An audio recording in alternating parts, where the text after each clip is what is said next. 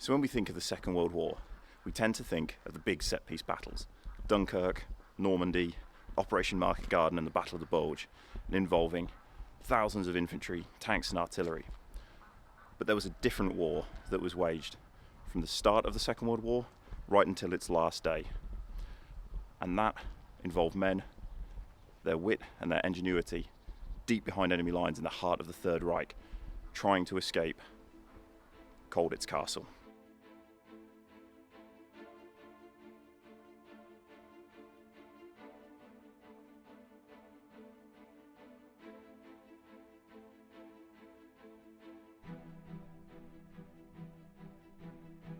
So Colditz Castle itself is actually split into two different sections, and this section that I'm in right now was known as the Kommandantur. This was the German officers and guards quarters here. This was where they had their headquarters, where they ran the administration for the camp, where the guards were billeted, where the senior officers would sleep. And then through those doors there, that was to the actual prison itself, to where all of various nations that were imprisoned here would be quartered. And I tell you, standing here, it's an incredibly daunting place. Even though since the war years it's been restored back to its pre-war conditions, I'm led to believe, with the painting of the walls white, as we typically see in the films. It's a very dark and drab colour, but now it actually looks quite bright and uplifting, but it's still very imposing with these really high walls. And yeah, just I cannot imagine what it would have been like to have been a member of the German guard force here, let alone one of the prisoners on the other side of the castle walls.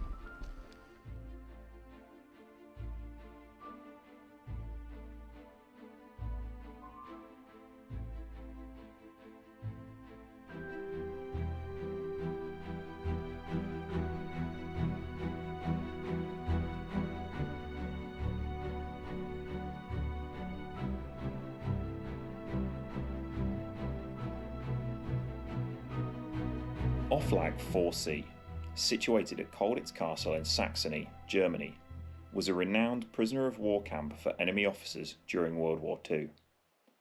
The term Offlag originates from the German Offizierlager, meaning officers' camp. Colditz Castle gained fame for its high security status and became known for numerous escape attempts made by Allied prisoners, which have since been widely documented in books, films, and documentaries. In November 1939, Colditz Castle received its initial batch of prisoners, consisting of 140 Polish officers captured during the September campaign. Due to their perceived escape potential, most of them were subsequently relocated to other Offlag camps. In October 1940, Colditz welcomed its first British captives, Donald Middleton, Keith Milne, and Howard Wardle. Wardle, a Canadian who had recently enlisted in the Royal Air Force just before the outbreak of war, joined his British counterparts as the inaugural British prisoners at Colditz. On November 7, 1940, the Laufen Six, a group of British officers who had initially escaped from Offlag 7C, arrived at Colditz. This group included Harry Elliott, Rupert Barry, Pat Reid, Dick Howell, Peter Allen, and Kenneth Lockwood. They were soon joined by more British Army officers and later by Belgian officers. By Christmas 1940, the camp housed around 200 individuals, consisting of 60 Polish officers, 12 Belgians, 50 French, and 30 British officers, along with their support staff.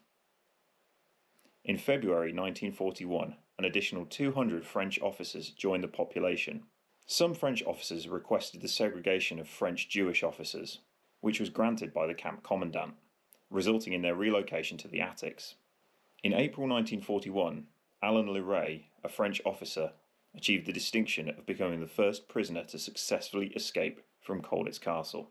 By the end of July 1941, the number of officers exceeded 500, with over 250 French, 150 Polish, 50 British and Commonwealth, and 2 Yugoslavian individuals.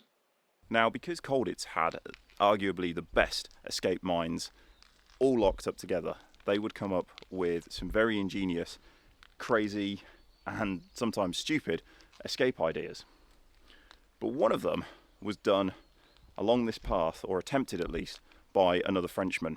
So around 2 months later, after Alan Laray's escape attempt, there would be another Frenchman that would try and escape down this path. And that was Lieutenant Boulet. Now, he had an ingenious idea. Obviously, Colditz was the place where all of the best escape mines in Europe had been placed, and Lieutenant Boulet's idea was quite ingenious, although actually very simple. He had been writing to his wife, and she had sent him items of clothing, and sent him a wig and some other items. And then one day in June, with the help of two of his inmates and friends, underneath his greatcoat, he was dressed as a woman. And around this blind corner here, just behind me there, his friends would take his greatcoat off, where he would don his wig and lady's hat, and then, dressed as a well-respected Fraulein, he would then walk down that path behind me there as if he was part of the local population, and then hopefully make his way to freedom. Now, as Boulet was walking down this path, he suffered something quite unfortunate and something that nobody could really predict. His watch fell off his wrist. Now, as this happened, there was a column of British prisoners coming back up this path with their German guards, and they had just come from the exercise park. Seeing the watch on the floor and seeing that this lady had just walked past, the British did the decent thing, or what they thought was the decent thing, and that was to pick up the watch, run after the lady, and pass it back to her. Well, initially, none of this really raised any suspicion with the Germans. The lady walked past, they thought nothing of it. Then as the British guy went to pass the watch back, all of a sudden it twigged with the Germans, hang on, there shouldn't be any civilians down here, this is still part of the camp. So they stopped the woman and discovered it was Lieutenant Boulet, and at that point the game was up. He was back into solitary confinement after what was a very, very unfortunate mishap with his quite ingenious escape attempt.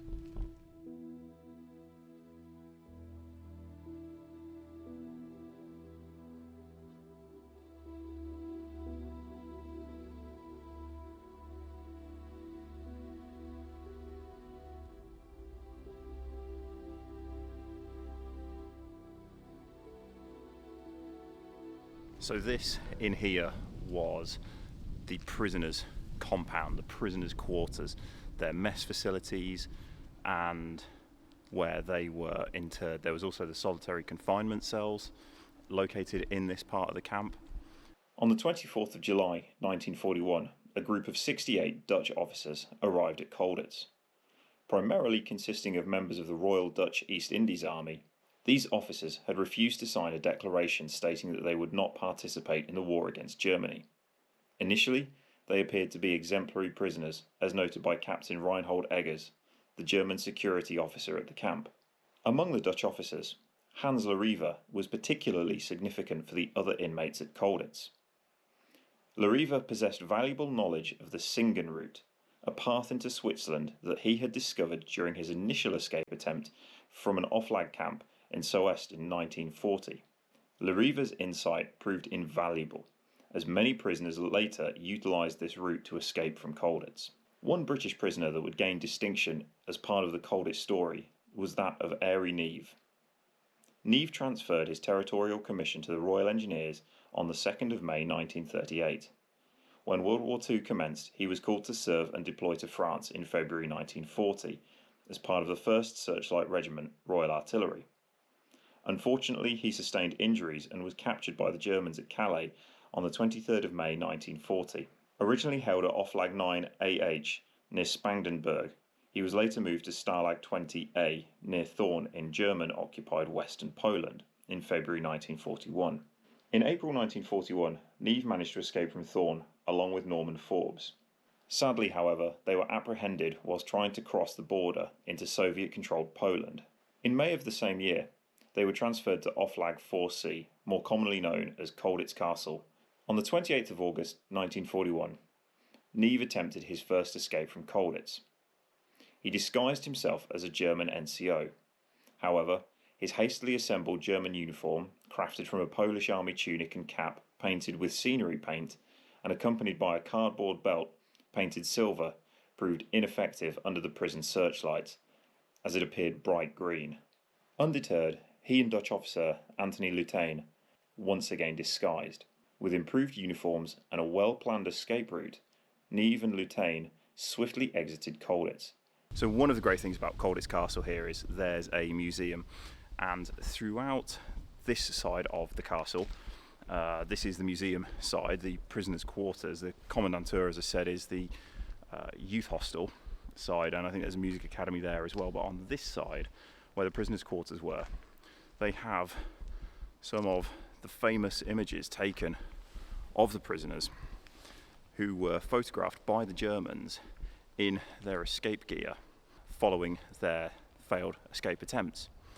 And this chap here in a German army uniform, that's actually Airy Neave, and that was the uniform that he tried to escape Colditz in and sadly failed. So when he was caught trying to make his way out of the castle wearing that, he was then photographed by the Germans, and this formed part of Hauptmann Reinhold Egger's portfolio of failed escape attempts. Now, thanks to the museum, these photos and that of other escaped prisoners or attempted escapes and the kit that they were wearing are now located here in the main courtyard, and it gives a really good feel for what it must have been like. So on the night of January the 5th, 1942, Airy Neave and a Dutch officer, Lieutenant Anthony Lutine, would, disguised as two German officers, with the Dutch officer as the captain and Airy Neave as the lieutenant, they would make their break for it from the theatre,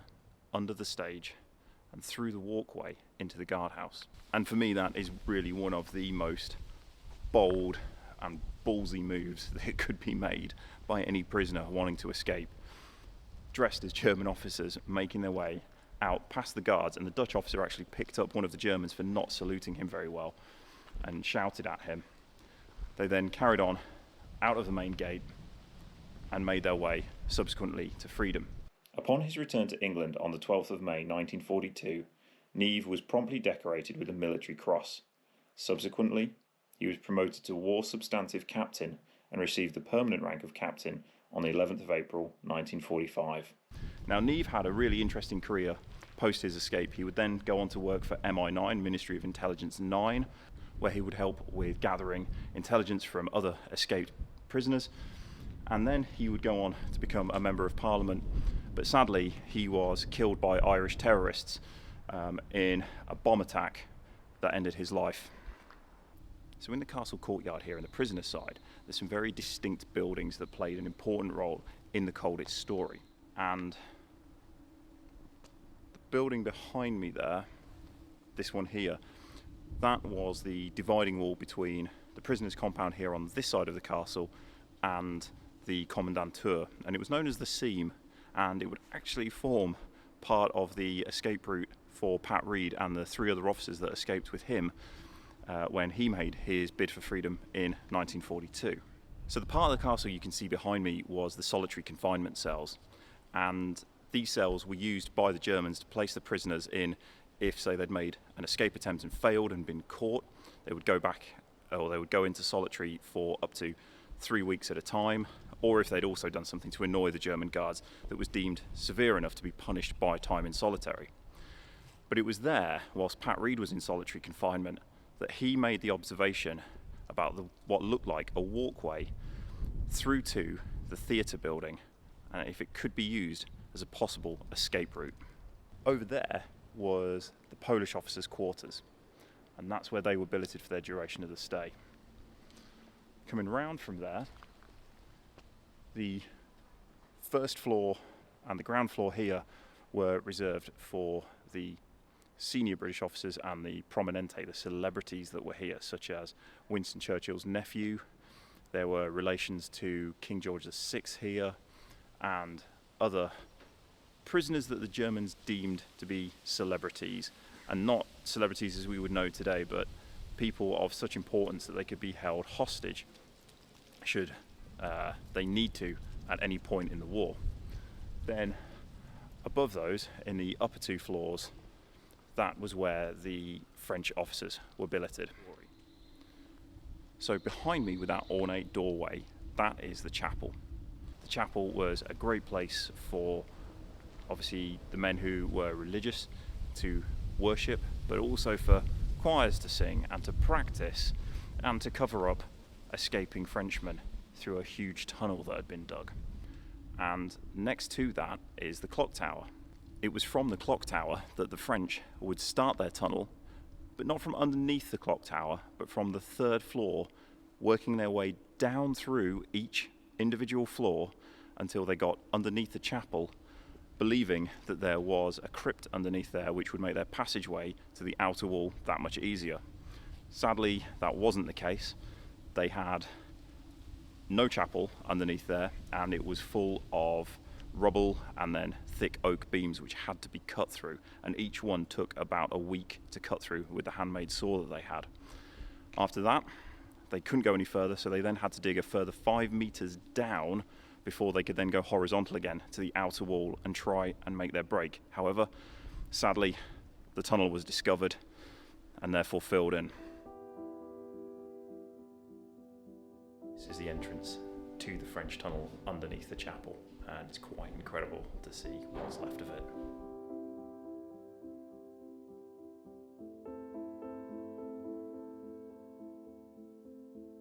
And that was 9 months of hard work by the French trying to make this massive escape tunnel possible. In Colditz, the Wehrmacht adhered to the principles of the Geneva Convention. Rather than resorting to summary executions, would-be escapees faced punishment through solitary confinement. Security officers acknowledged that prisoners would attempt escapes, and it was their responsibility to prevent such attempts. In a somewhat unusual arrangement, prisoners and guards could establish gentlemen's agreements, such as refraining from using borrowed tools for escape attempts. The guard company largely consisted of World War I veterans and young soldiers deemed unfit for frontline duty. Given Colditz's status as a high-security camp, the Germans conducted 3 to 4 roll calls, appels, per day to account for prisoners. Upon discovering an escape, they promptly alerted nearby police and train stations within a 40-kilometre or 25-mile radius, with assistance often coming from local members of the Hitler Youth to recapture escapees. Due to the abundance of Red Cross food parcels, prisoners sometimes enjoyed better meals than their guards, who relied on the Wehrmacht rations. This surplus allowed prisoners to engage in trade, exchanging items such as cigarettes for German Reichsmarks, which they hoped to use in escape attempts. However, this strategy occasionally backfired, as some of the bills they received were invalid, rendering them useless. In Colditz, prisoners had to create their own entertainment. In August 1941, the Polish prisoners organised the first Camp Olympics, featuring events in football, volleyball, boxing and chess. However, the closing ceremony was abruptly interrupted by a German fire drill, with British inmates humorously coming in last place in every event, much to the surprise of the other participants who took the competition far more seriously. Prisoners also formed various musical groups, including a Polish choir, a Dutch-Hawaiian guitar band, and a French orchestra. The British captives staged homemade revues, classical plays and farces, such as Gaslight, Rope, The Man Who Came to Dinner, and The Importance of Being Earnest. To better portray female roles, some prisoners grew their hair long, while others went to elaborate lengths, like prisoner Jock Hamilton Bailey, who shaved his legs, applied brown shoe polish, and drew lines down the back of his legs to resemble silk stockings. This ruse even earned him special bath privileges in the guards' washroom. Staging these theatrical productions granted prisoners access to parole tools, tools specifically designated for building sets and promised not to be used for escape. During the summer months, when the theatre saw peak activity, new productions were staged every 2 weeks.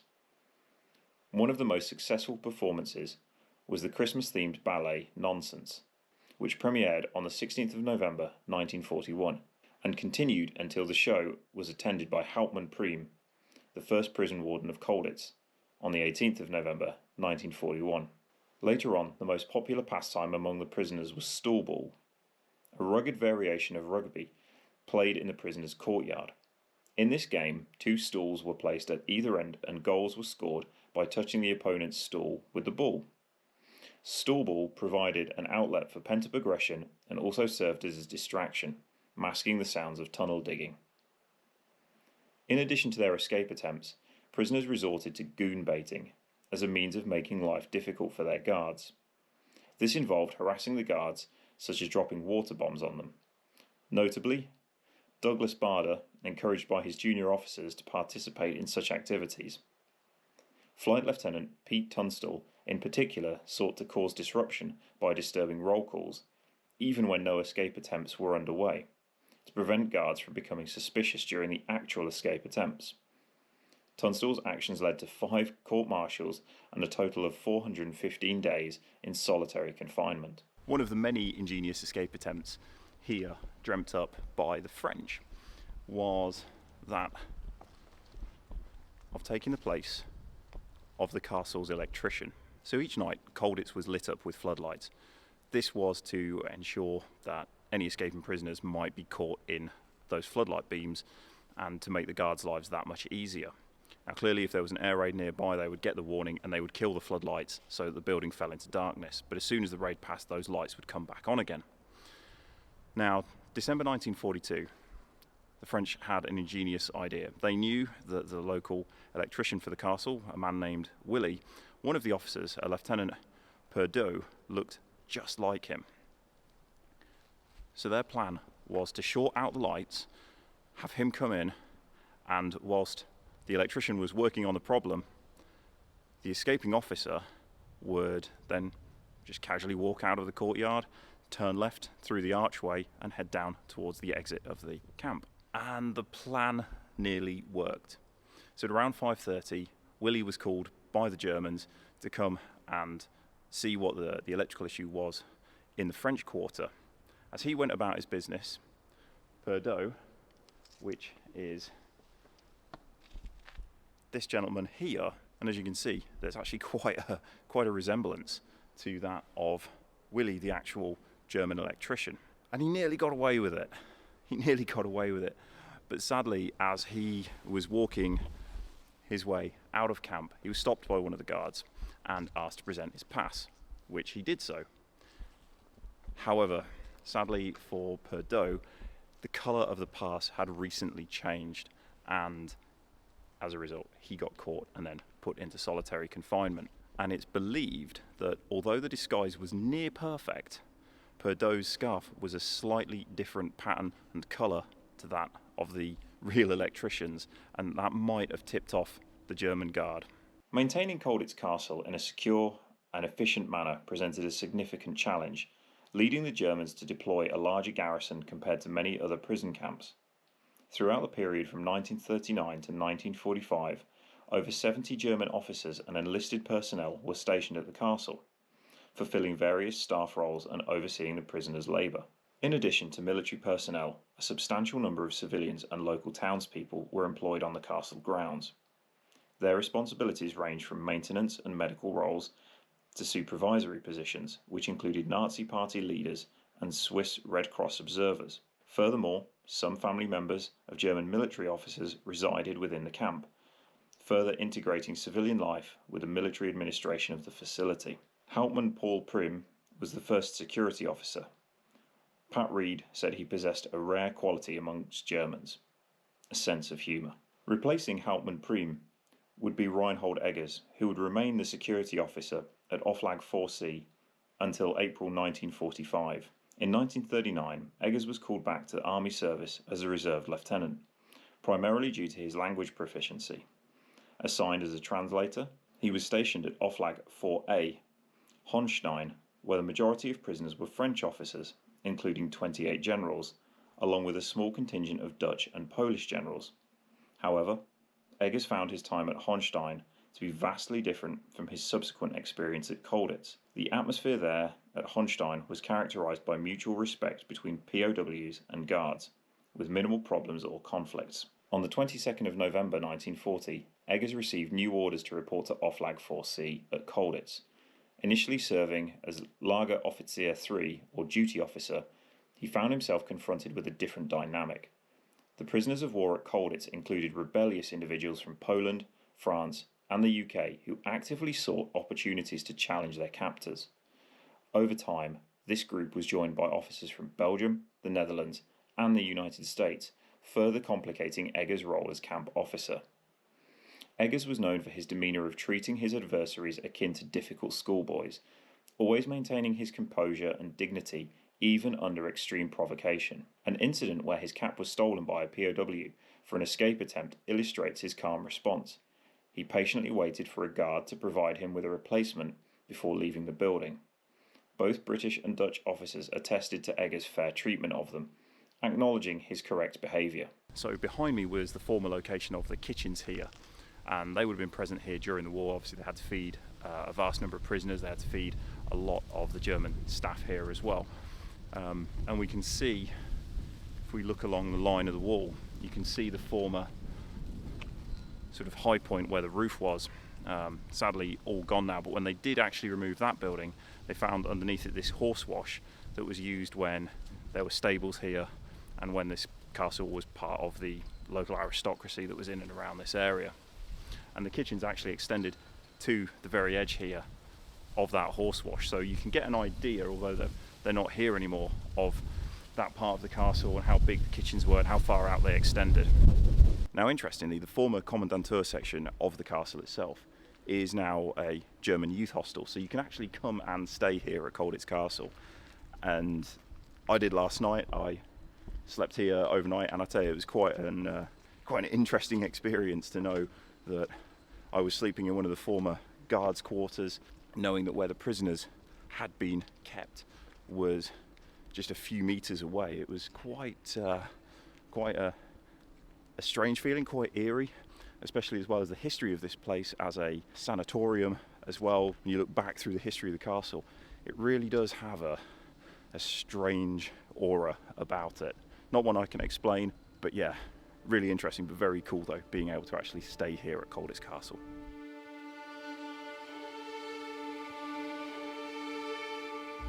So the part of the castle that I'm stood at now is known as the terrace, and it was here where a couple of interesting parts of the Colditz story took place. So one day when the prisoners who were in solitary confinement, and that was part of the building there behind me, they would be let out here by the guards and they would come out here for some fresh air, some exercise before going back into their solitary cells. Well, one officer, Flight Lieutenant Dom Tom, who had been an Olympic gymnast in the 1936 Berlin Olympics, when he came out here, spur of the moment, vaulted over the balustrade there, grabbed the bars on the window, and then continued to jump down, much like Spider-Man, down onto the grass below. Sadly, Flight Lieutenant Tom didn't get very far. He did make it to the end of the grassway there, and the Germans were so amazed that he tried this, they didn't even think to shoot him. It just all happened so quickly. But then the drop on the far side was just too great, and he wasn't able to go any further, and he was reapprehended by the guards and thrown back into solitary confinement. As one of the Laufen Six, Pat Reid was transferred to Colditz Castle, arriving there on the 10th of November 1940. As soon as he arrived, he wasted no time in attempting an escape.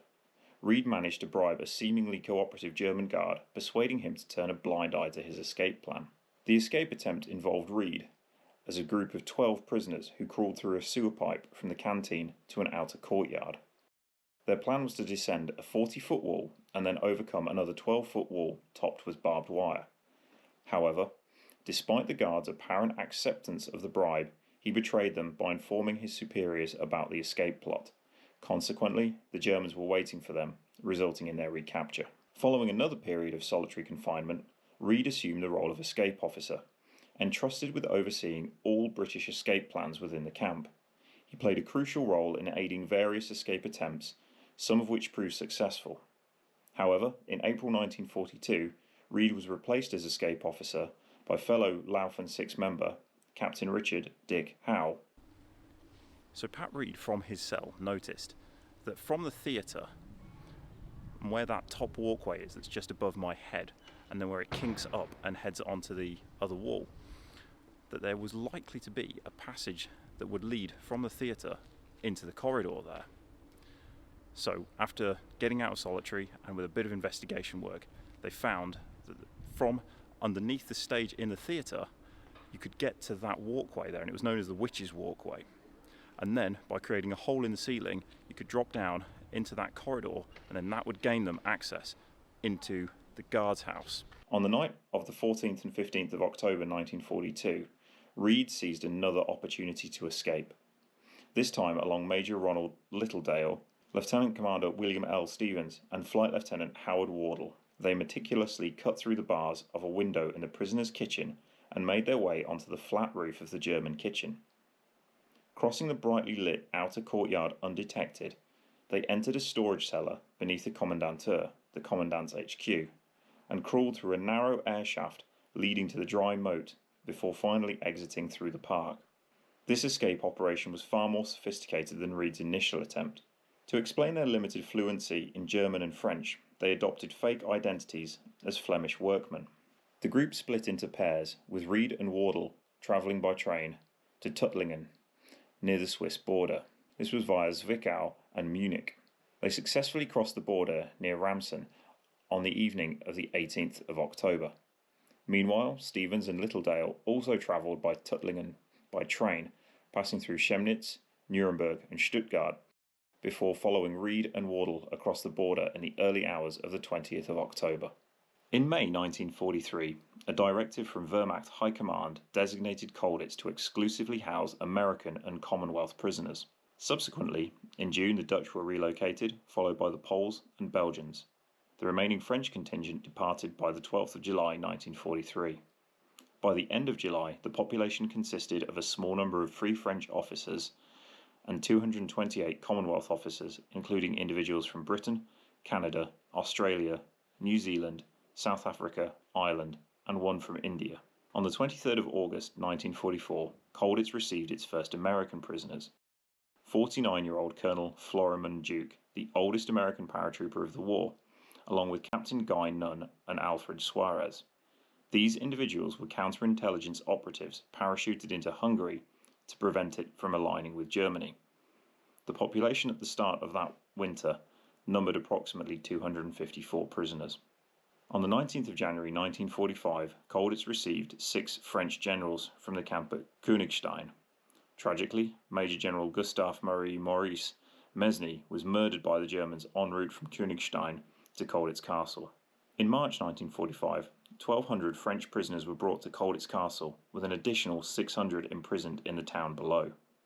Colditz housed several notable inmates, including British fighter ace Douglas Bader, Captain Charles Upham, who was awarded the Victoria Cross twice, and Sir David Stirling, the founder of the Special Air Service.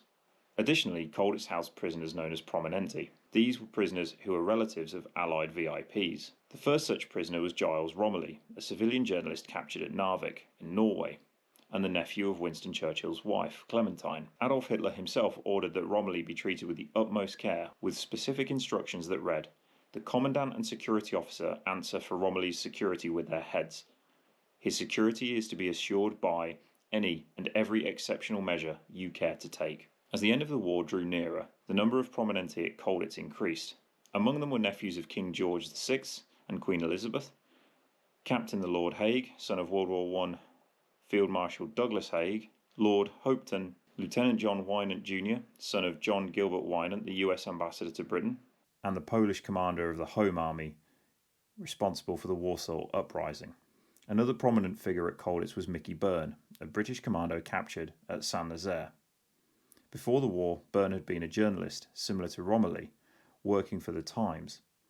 Although Byrne had briefly expressed admiration for the Nazi Party and even met Adolf Hitler in 1936, obtaining his autograph on a copy of Mein Kampf, he later shifted politically toward Marxism. While at Colditz, Byrne gave lectures on Marxism to fellow prisoners. However, due to his prior interest in Nazi philosophy, he was often regarded with distrust and disdain by other inmates.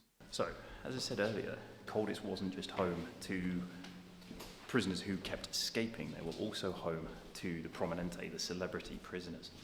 And it was in these rooms, in this part of the castle, where they were held. So in this room, this was the room of Earl Haig, the son of Field Marshal Haig. And you can see that they've recreated the room in a similar fashion to what it would have been like during those war years, and just how barren and how basic the accommodation was, even for those who were considered to be extremely valuable hostages, extremely valuable prisoners, who were to be treated in a good manner by the Germans. Another very well-known member of the Prominente that was here was Winston Churchill's nephew, Giles Romilly, and this was his room here. And in this room were the nephews of King George V. And it's through here, at the end of the building where the Prominente were kept, where the remains of one of the Dutch tunnels can still be found.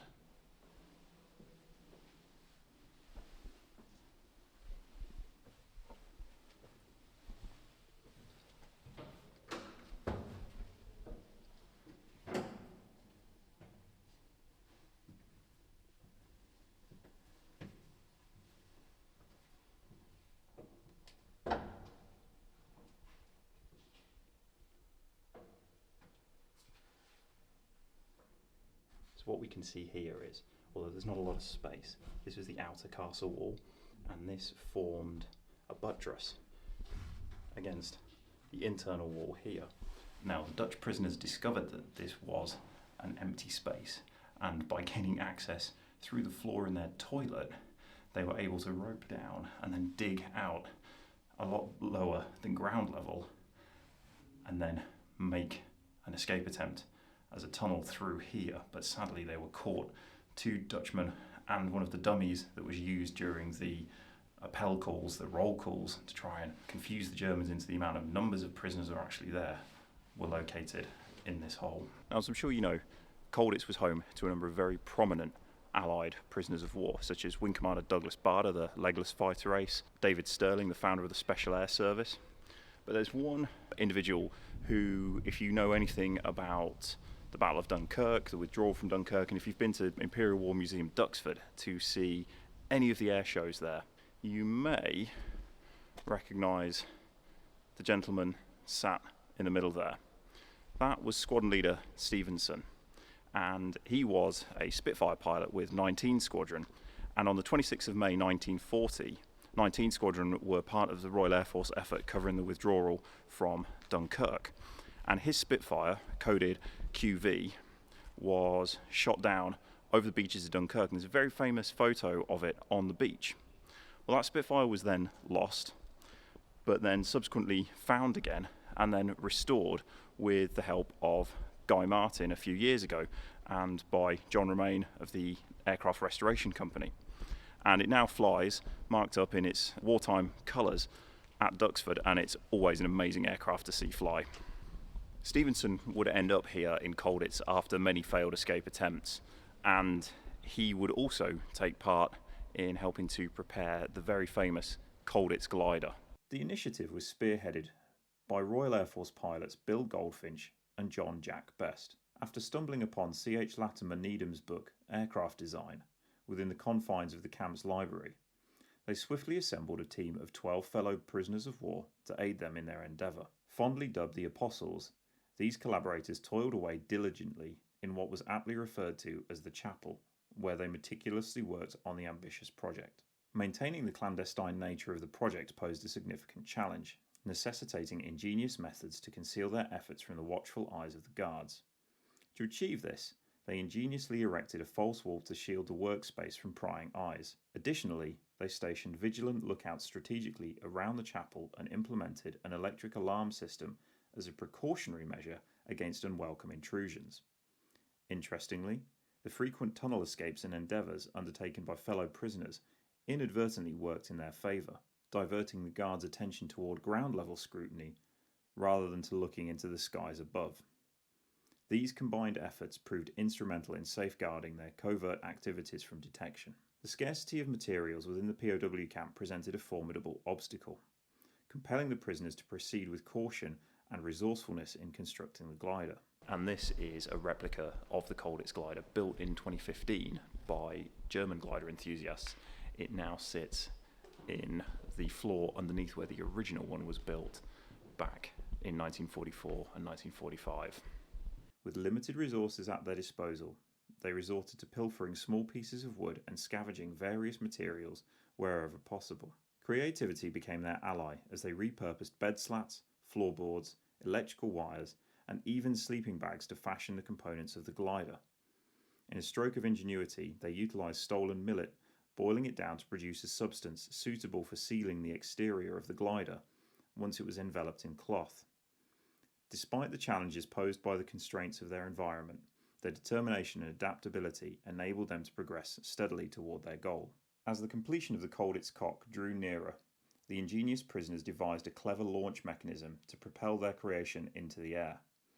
Using a metal bathtub filled with concrete, they crafted a makeshift pulley system that would release the glider forward upon activation. This contraption was strategically positioned at the end of a 60-foot runway ingeniously constructed from tables. Initially planned for a clandestine takeoff during an air raid blackout to minimise detection, the prisoners reconsidered their strategy as Allied forces began to approach the prison's vicinity. So had the Colditz glider actually flown, it was in this part of the castle, in the courtyard, just there, where the concrete-filled bathtub would have landed as part of the launch system for the glider. And when they did actually launch the glider from the roof of Colditz Castle here in 2012 as an experiment to see if it would have all worked, the field just above my head on the other side of the river, that was where the glider actually landed, and it's believed that that's where it would have landed had they have actually flown it in 1945. The original glider was photographed and then disappeared, believed to have been broken down and used as firewood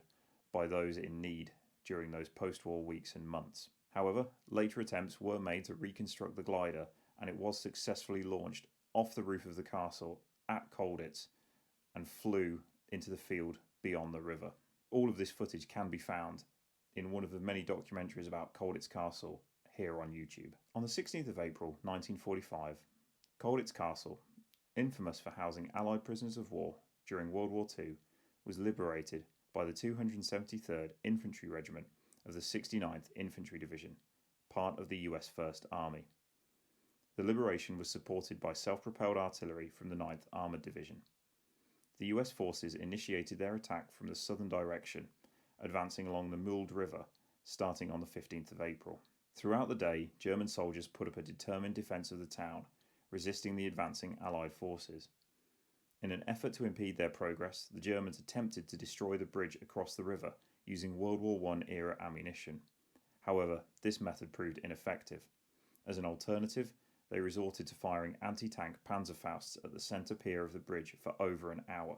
Despite their sustained efforts, the pier remained standing, thwarting their attempts to halt the advance of the Allied forces. During the intense fighting, a few shells came perilously close to the castle, but there was no direct engagement within its walls.